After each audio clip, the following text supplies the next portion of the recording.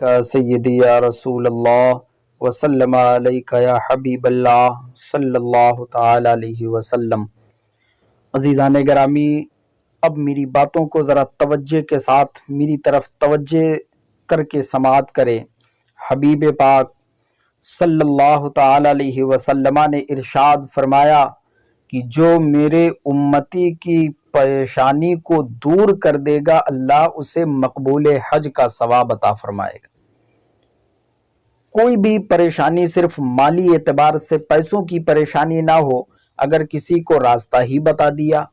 اگر کسی کو راستہ ہی سمجھا دیا، کسی کو سڑک پار کرا دیا، کسی ضعیف کو بازار سے دوائی لا کر کے دے دیا، حبیب پاک نے ارشاد فرمایا کہ جو میرے امتی کی کسی ایک بھی پریشانی کو دور کر دے گا، اللہ اسے کامل حج کا ثواب عطا فرمائے گا۔ حضرت عبداللہ بن مبارک آپ حج کے لیے تشریف لے گئے اور دیکھیں اللہ رب قدیر پریشانی دور کرنے پر کامل حج کا ثواب کیسے عطا فرماتا ہے۔ حضرت عبداللہ بن مبارک ہیں، 300 دینار اپنے ساتھ لے کر حج کے لیے تشریف لے گئے، کوفہ تک پہنچے۔ کوفہ میں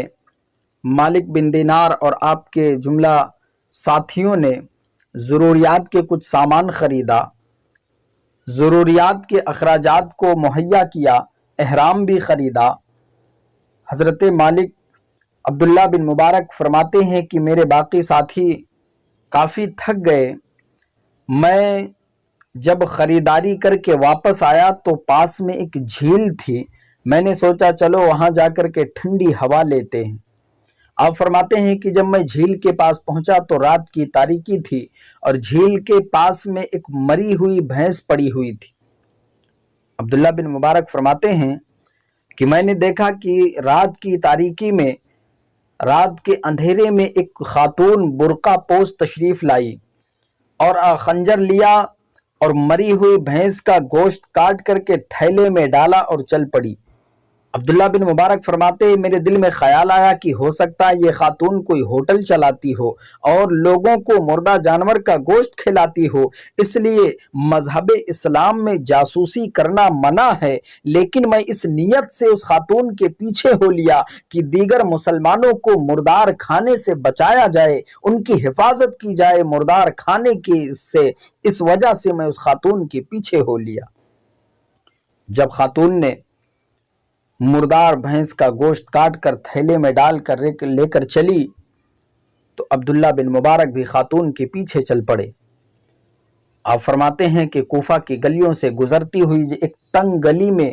وہ خاتون پہنچی، ایک دروازے پر دستک دیا، دونوں ہاتھوں سے دروازہ کھٹکھٹایا، اندر سے دروازہ کھلا۔ عبداللہ بن مبارک فرماتے ہیں میں نے دیکھا کہ 3-4 بچیاں اس کے گھر میں موجود تھیں۔ جیسے خاتون کو دیکھا تو بچیوں نے کہا اماں کچھ لائی ہو؟ خاتون نے کہا میں کچھ نہیں لائی، میں صرف یہ مردار کا گوشت لے کر کے آئی ہوں۔ حبیب پاک نے ارشاد فرمایا کہ جب مرنے لگو تو مردار کھا کر کے بھی جان بچا لو۔ میں مردار کا گوشت لے کر آئی ہوں، مجھے معلوم ہے کہ اب تم لوگوں میں کھڑے ہونے کی طاقت نہیں ہے، چلنے کی صلاحیت نہیں ہے، چلو گے تو گر پڑو گے، کھڑے ہوگے تو گر پڑو گے، اس لیے مردار پکا کر کے کھا لو اور جان بچا لو۔ عبداللہ بن مبارک فرماتے ہیں کہ اس خاتون نے اپنی بچیوں کو سینے سے لگایا اور زارو قطار رونے لگی، اور عبداللہ بن مبارک فرماتے ہیں کہ خاتون نے جب ایک بات کہی تو میرے پیروں تلے زمین کھسک گئی۔ خاتون نے روتے ہوئے کہا کہ میں سید زادی ہوں، زکوٰۃ اور فطرہ لے نہیں سکتی، میں صدقات و خیرات کھا نہیں سکتی، میں آل رسول ہوں، نبی کی اولاد ہوں، اگر تمہارا باپ آج زندہ ہوتا تو یہ دن تمہیں دیکھنے کو نہ ملتے۔ عبداللہ بن مبارک فرماتے ہیں کہ جب میں نے یہ سنا تو میں چیخ اٹھا کہ سید زادی ہے اور یتیم بھی ہے، مسکین بھی ہے۔ فوراً میں نے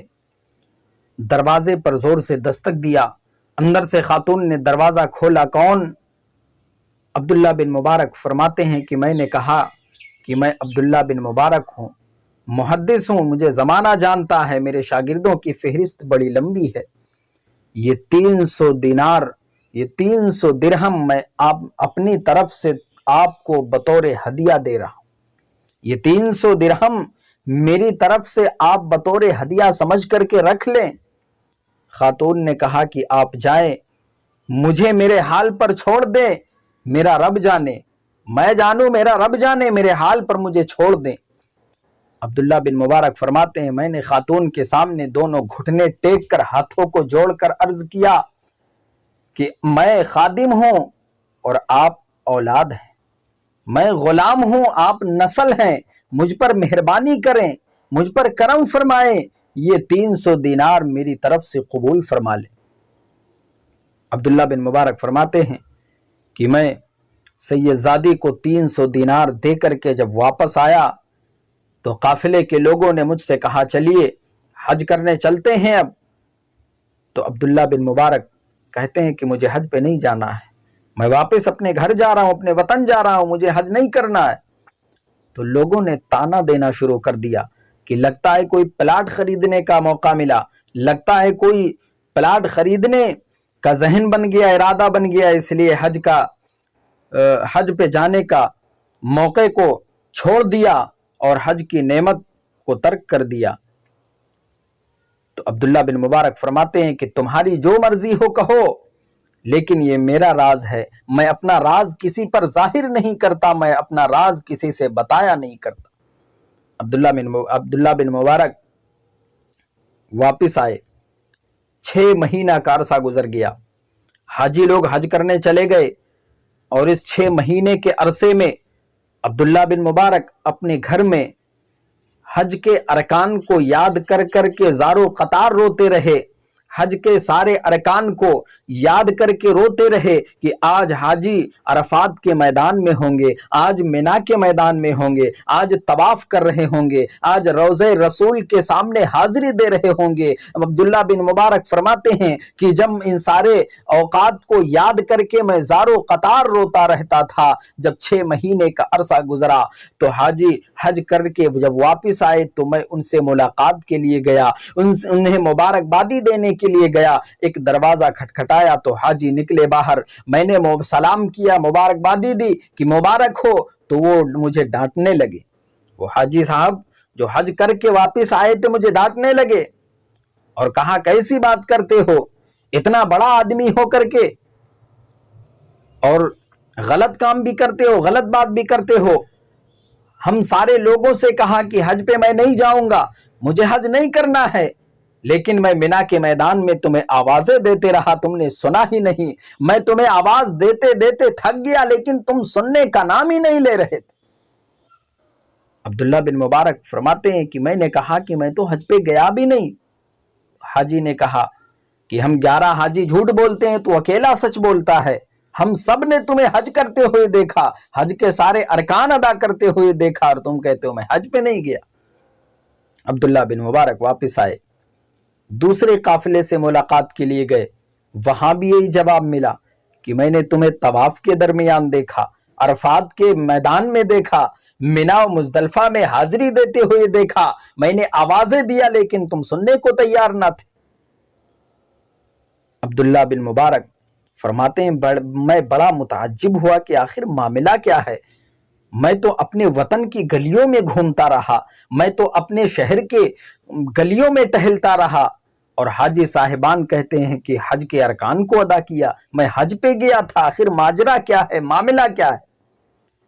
عبداللہ بن مبارک فرماتے ہیں کہ سب سے آخر میں ایک قافلہ آیا، میں ملاقات کے لیے جب گیا تو اس میں وقت کے محدث اسلم بن ربیع بھی حج پہ گئے ہوئے تھے۔ جب میں نے دروازہ کھٹکھٹایا تو وہ باہر تشریف لائے اور مجھ سے جھگڑنے لگے، ارشاد فرمایا کہ عبداللہ بن مبارک عالم تھا تو، میں تیری قدر کرتا تھا، تو نے مجھے کس مشکل میں ڈال دیا ہے، یہ تو نے کیا کیا ہے؟ میں نے عرض کیا کیا ہوا؟ تو اسلم بن ربیع فرماتے ہیں کہ تجھے یاد نہیں روضہ رسول کے سامنے جب تو ملا تھا، رسول کے مواجہ کے سامنے جب تو ملا تھا، اپنے پیسوں والی تھیلی مجھے دیا تھا، یہ لے اپنی پیسوں والی تھیلی پکڑ، میں سنبھالتے سنبھالتے تھک گیا ہوں، میں تیری قدر کرتا تھا، میں تجھے بڑا عالم سمجھتا تھا، لیکن تو نے مجھے بڑی مشکل میں ڈال دیا تھا، یہ اپنی امانت اب تو سنبھال۔ عبداللہ بن مبارک فرماتے ہیں میں نے پیسوں والی تھیلی کو لیا اور سینے سے لگایا، پھوٹ پھوٹ کر رویا، رب کی بارگاہ میں عرض کیا مولا آخر ماجرا کیا ہے، راز کو ظاہر کر دے، بات کیا ہے مولا، راز کو ظاہر فرما دے۔ عبداللہ بن مبارک فرماتے ہیں رات کو عشاء پڑھ کے میں بستر پہ سویا تو میرے گھر کی دیواریں روشن ہو گئی، میرے گھر کی دیواریں منور ہو گئی اور میرا گھر خوشبو سے معطر ہو گیا، پورا شہر خوشبو میں بس گیا، خوشبو پھیلنے لگی۔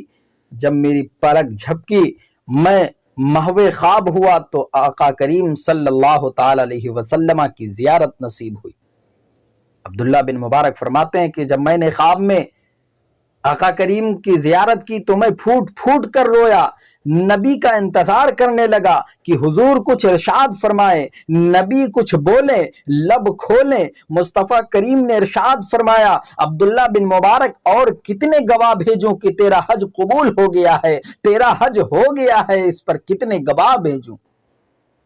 اب مصطفیٰ کریم نے ارشاد فرمایا کہ پیسوں کی تھیلی کو کھول کر کے گن لے، 300 درہم تو نے دیا تھا اسے میں نے 600 کر کے دیا ہے، 600 بڑھا کر کے میں نے تجھے دے دیا ہے، گن لے۔ اور اللہ رب قدیر نے تیرے نام سے ایک فرشتے کو پیدا فرما دیا۔ یہ مصطفیٰ کریم نے عبداللہ بن مبارک سے ارشاد فرمایا تھا کہ تیرے نام سے اللہ نے ایک فرشتہ پیدا فرما دیا ہے جو صبح قیامت تک تیرے نام سے حج کرتا رہے گا، عرفات کے میدان میں حاضری دیتا رہے گا، مینا و مزدلفہ میں حاضری دیتا رہے گا، خانہ کعبہ کا طواف کرتا رہے گا، میرے روضے کے سامنے حاضر ہو کر فرشتہ درود پڑھتا رہے گا، حج کے ارکان کو فرشتہ ادا کرے گا، کعبے کا طواف فرشتہ کرے گا، عرفات کی حاضری فرشتہ دے گا، مینا و مزدلفہ کی حاضری فرشتہ دے گا، ثواب اللہ رب قدیر تجھے عطا فرمائے گا۔ صبح قیامت تک تیرے نام سے وہ فرشتہ حج کرتا رہے۔ تو یہ مصطفیٰ کریم کی امتی کی پریشانی دور کرنے پر اللہ یہ اجر عطا فرماتا ہے۔ مصطفیٰ کریم نے ارشاد فرمایا کہ جو میرے امتی کی پریشانی کو دور کر دے گا، مشکل کو دور کر دے گا، اللہ اسے کامل حج کا ثواب عطا فرمائے گا۔